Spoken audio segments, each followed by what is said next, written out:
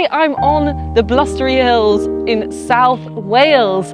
You can see the town of Port Talbot behind me and the sea stretching out beyond. And it was up on these hills that the young Richard Burton, who would one day become a famous actor, learnt his craft. He would come up here with his tutor, a man called Philip Burton. Together they would practice Richard's oratory. And I've written all about this in a chapter in my new book called 18, which is all about young people in British history, Richard Burton being one of them. And I thought I'd just read you a bit of a passage. So, chapter 16, Richard Burton. "Not bad, but try again," Philip bellowed across the hilltops to his teenage protege.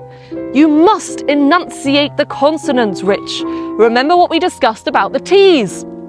Richard groaned. Once again, he looked down to the book in his hand, Shakespeare's greatest monologues. The cover was bent round, the corner of page 54 turned down. They had been practicing up here on these blustery hills all afternoon. Richard had lost count of the times he had recited the speech from Henry V. They had tried everything, tapping the rhythm, chewing through every word, reciting vowels only, then consonants only, and still it sounded as mediocre and monotonous as ever. Richard closed his eyes. He took a long, deep breath, inhaling the cold air into his lungs. For a moment, he was still. He listened to the wind whipping and whistling around him until his mind was clear. Then, slowly, he opened his eyes and looked out at the view ahead. It was a breathtaking sight.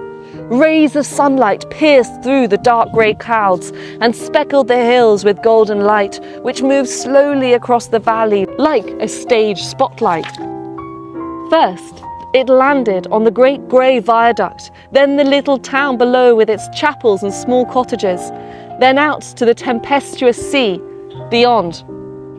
Confronted with this immense natural beauty, Richard's heart swelled. Without thinking, he began to speak. "What's he that wishes so, my cousin Westmoreland?" Suddenly, for the first time that afternoon, the words began to flow.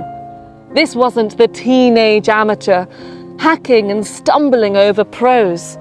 This was a young man in total control of his speech. The round vowels travelled joyously in the breeze, the consonants perfectly clear, his sonorous voice booming across the valley, sending birds flying skyward. Gaining momentum, Richard climbed higher up the hills. "He that shall live this day and see old age," he exclaimed to the town below. "Bedford and Exeter," he cried to the north. "Warwick and Talbot," he cried to the south. Then, at the peak of the hill, he came to a stop and lowered his voice. "And hold their manhoods cheap whilst any speaks," he paused and looked to the skies, "that fought with us upon St. Crispin's Day." Silent at last, Richard found himself panting with tears in his eyes. It gave him a shock to feel the hand of his tutor, Philip, on his shoulder. "Bravo, my boy, you've got it." Though he was yet to know it, it was this endeavour that within a couple of decades would make Richard one of the most celebrated, highly paid actors in the world. So, there you go. That's a taster of the young life of Richard Burton when he was out here on these Welsh hills. I'd love it if you might consider ordering yourself a copy. And I hope it might encourage you to come and visit this beautiful Welsh countryside, which I have to say, on a beautiful summer's day like today, is truly spectacular.